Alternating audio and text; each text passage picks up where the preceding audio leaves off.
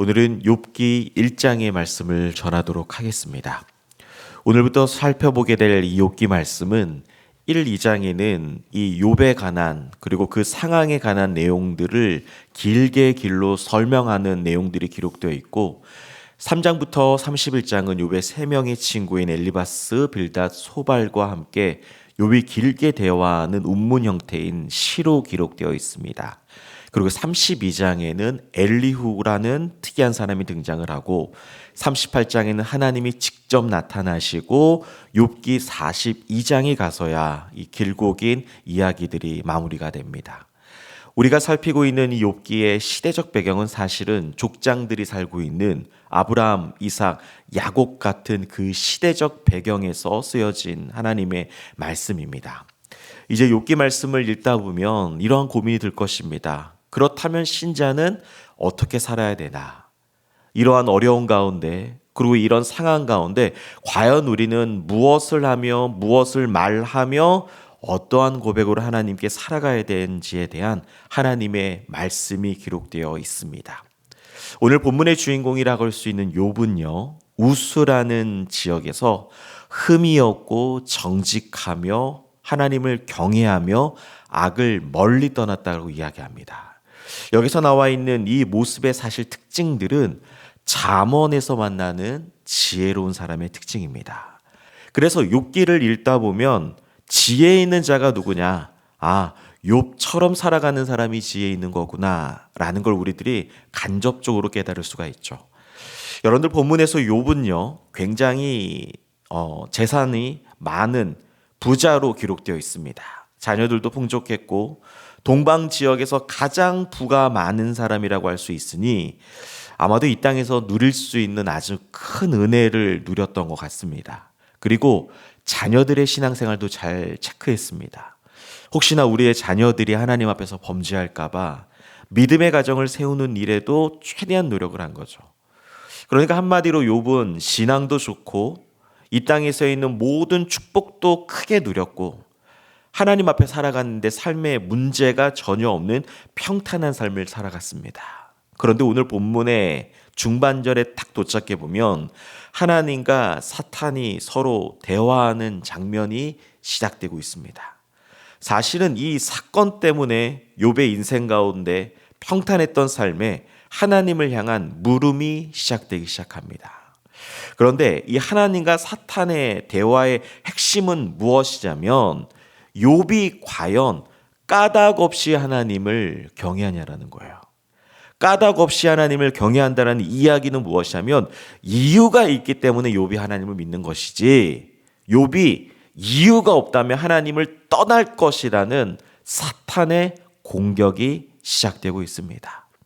그러니까 사탄은 어떻게 생각했냐면 욥이 축복을 받았기 때문에 하나님을 섬기는 것이지 축복받지 않으면 하나님 떠납니다라고 사탄은 이야기하는 겁니다. 이에 대해서 하나님은 절대 그러지 않을 것이다. 욥은 절대 너가 생각한 대로 그렇게 되지 않고 너가 욥이 가지고 있는 모든 것을 내가 허락된 범위 안에서만 가져가 봐라.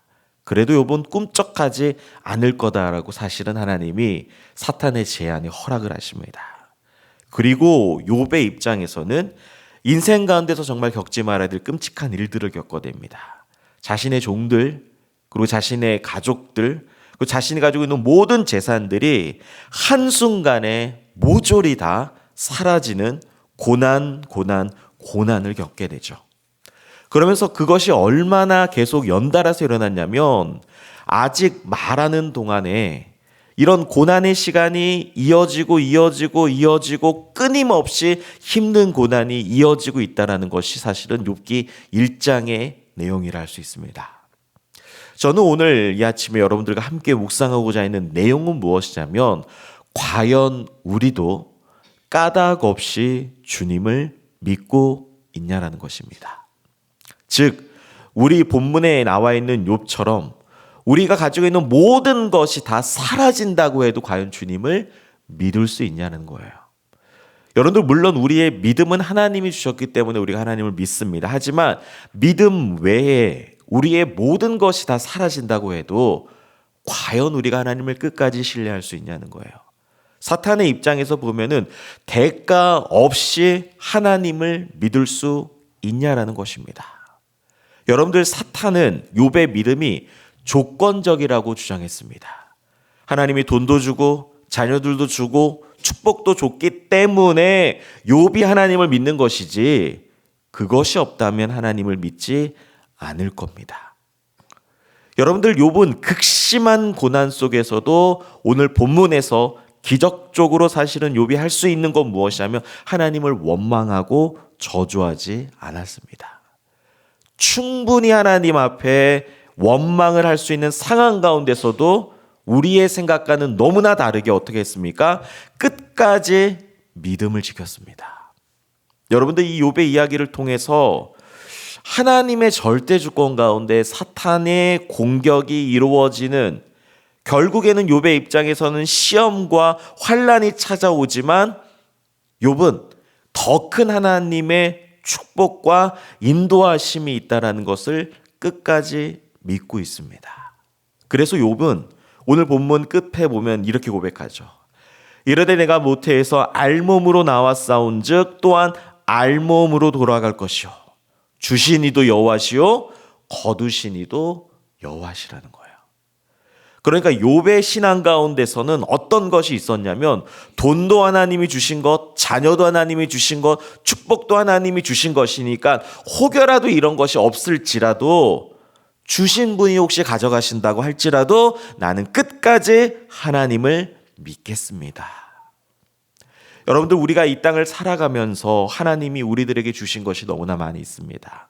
그런데 우리가 그것 때문에 하나님을 믿는 것이 아니라 하나님의 아들이신 예수 그리스도를 우리에게 주셨기 때문에 하나님을 믿는 것인 줄 믿습니다. 우리는 하나님이 어떤 것을 주셨기 때문에 그 대가 때문에, 까닭 때문에 하나님을 믿는 것이 아니라, 우리의 상황이 좋지 않더라도, 우리의 생사복이 우리의 계획한 대로 될지 않더라도 우리는 어떠한 상황 속에서도 하나님을 끝까지 믿는 저와 여러분들 되기를 간절히 소망합니다. 우리 하나님은 우리가 생각하는 것보다 훨씬 더 큰 하나님의 계획과 뜻이 저와 여러분들의 삶에 있는 줄 믿습니다. 오늘 이 아침에도 내 기도가 응답돼도 하나님의 뜻이요, 응답되지 않더라도 하나님의 뜻이오니 내가 하나님을 믿겠습니다 라고 하나님 앞에 기도하는 저와 여러분들 되기를 간절히 소망합니다.